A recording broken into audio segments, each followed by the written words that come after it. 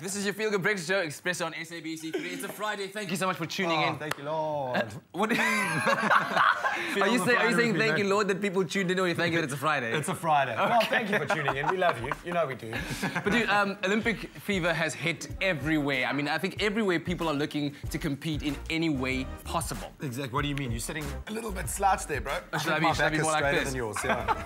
But anyway, a tech website called Mashable.com has made an Olympic list worthy of worthy feats in the mobile and digital and online media world, right? Very cool. They've gone out and found the most extraordinary things. And there are a lot at the moment. Now, who needs to be the fastest runner when you can be the fastest texter? Melissa Thompson of London holds the record for being the world's fastest texter. Melissa manages to type a 26-word text message in only, get it, 25.94 seconds. Wow. The Usain Bolt of texting. The message read, the razor-toothed piranhas of the genera Cerasalmus and Pygotentris are the most ferocious in the world. Are you kidding me? In reality, they seldom attack a human.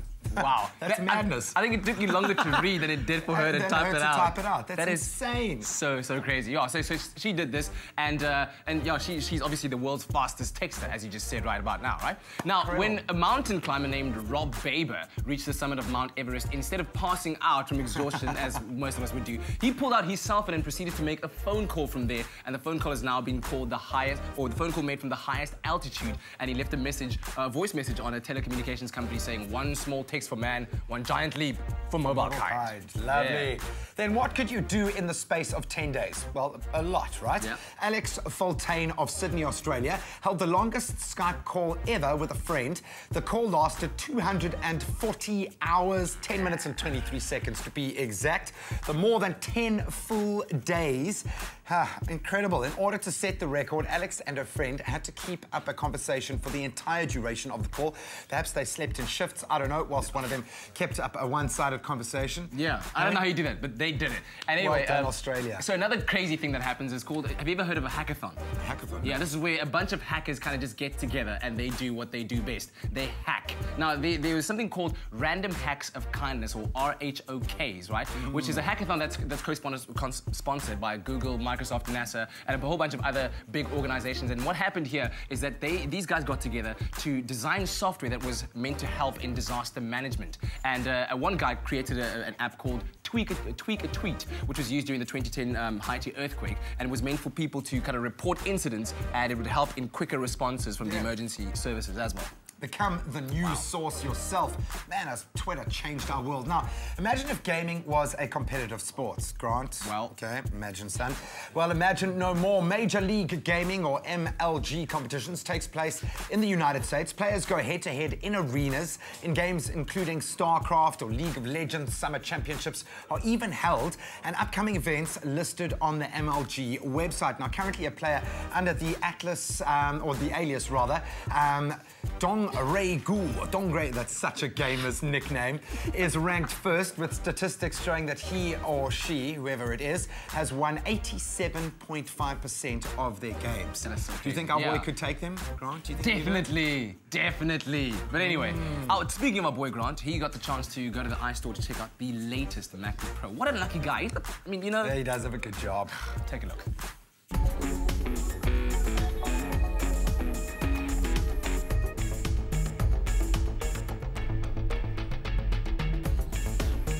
Like Apple products, come play at the iStore. We're at my favorite store in every shopping center where it's present, the iStore. It's got every Apple product for me to play with in a beautiful environment. But I'm here for one specific reason. I'm here to see the revolutionary new MacBook Pro. Let's go check it out. It's hailed as thin, light, fast, and powerful. This new Apple offering has our gadget guru all giddy, and with good reason. And this is why we're here. This is Apple's MacBook Pro 15-inch with a Retina display. It is Apple's most revolutionary machine this year, and it's going to change the way we use computers in the future. And this is why.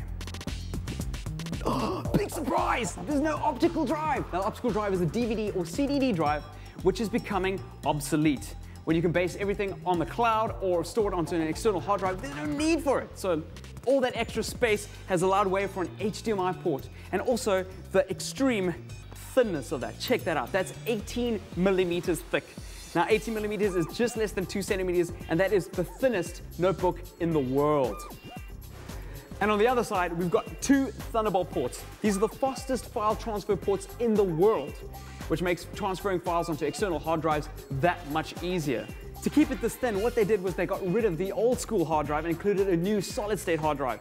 That means that there are no moving parts and accessing that data is faster, which improves the overall performance of the machine. And now, for my favorite test. Now, before I talk about the most resolutionary and definitive feature of the MacBook Pro, I'm going to show you what it means to have a solid-state hard drive. And how I'm going to do that is time it on a stopwatch as I restart it. Check this out. Now, having a Retina display means that it takes 2,880 pixels by 1,800 pixels and crams them onto 15 inches on your desktop. What that really means is that your TV at home that you're watching HD movies in, that big one, you know, the one with all the films on it, is squashed onto your desktop. How incredible is that? 20 seconds from start to restart to on again. That is solid-state hard drives, my friend. Now, the benefit of having a Retina display means that you don't see pixels from the position where you're working. Those are those little squares on the screen when you look closely on them, and that is great for video editing or editing photographs of any kind, and imagine just watching videos like that.